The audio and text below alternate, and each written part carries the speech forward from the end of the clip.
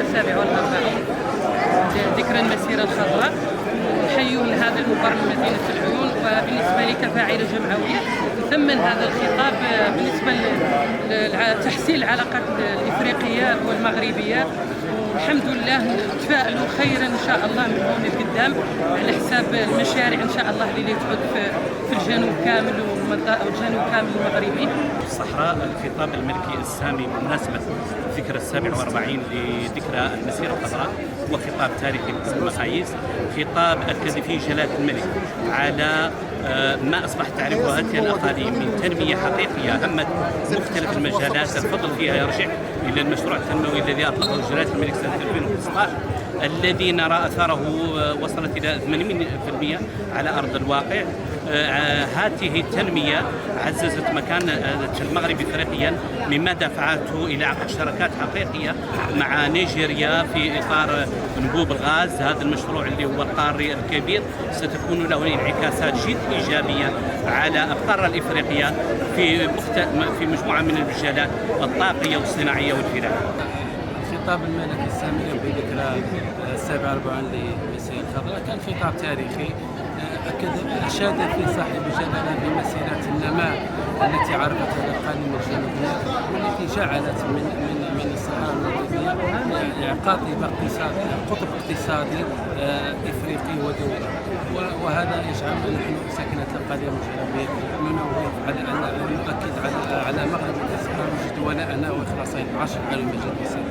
وسمنا قضية جلالة يعني إذا قال جلالة الملك فيه مهم إلى أقصى درجة. تكلم على المشاريع اللي أعطى انطلاقتهم من 2015 في العيون و2016 في الداخل، وعن فاتح الإنجاز فاتح إنجاز 80% إلى الآن. وعلى كل حال تكلم على قضية أهمية عن الصحراء المغربية بوابة لإفريقيا أصبحت كاملة المغرب أوروبا كاملة. يعني نفس الوقت تكلم على الإنجازات من ضمن الاتفاقية اللي سجلتها مع نيجيريا اللي يعود الغاز النيجيري من نيجيريا إلى المغرب ومن المغرب إلى أوروبا. وهذا يعني على خطوط عريضة عن مهم إلى أقصى درجة وعن مسيرة مستمرة جميع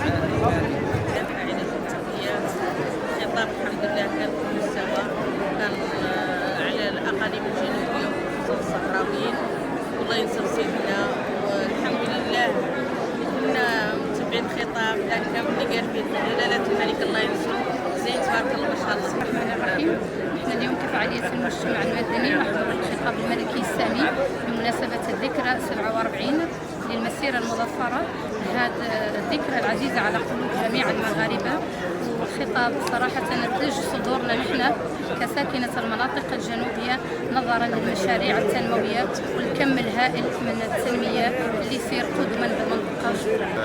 اليوم نحضر الخطاب الملكي السامي لذكرى 47 المسيرة الخضراء، واللي كان في الحقيقة خطاب له أهمية كبيرة وخارطة الطريق للعمل على مستوى جهات العلوم الساقية الحمراء وعلى مستوى الصحراء عموما، باعتبار أنه جاء حفظ كرامة المواطن في هذه الأقاليم البيئية، وجاب دعوة للاستثمار خاصة في القطاع الخاص في تنمية هذه الأقاليم، وأكد على أن تنمية هذه الأقاليم هي رافعة أساسية لخدمة هذا المجتمع، ولأن هذا المجتمع هو يحظى بعناية مولوية خاصة، بأنه من الواجب على القطاعات وعلى المجالس المنتخبة وعلى الجهات عموما أن تعمل على تنمية هذه الأقاليم بما يعود عليها بالازدهار والنمو، حامدين مولانا عز وجل على ما نحن فيه من الاستقرار والأمن والأمان. قبل ما تخرجوا ما تنسوش تابوناو في لاشين يوتيوب وبارطاجيو الفيديو مع أصحابكم في مواقع التواصل الاجتماعي، وما تنسوش ديروا جيم وما تبخلوش علينا بتعليقاتكم وملاحظاتكم.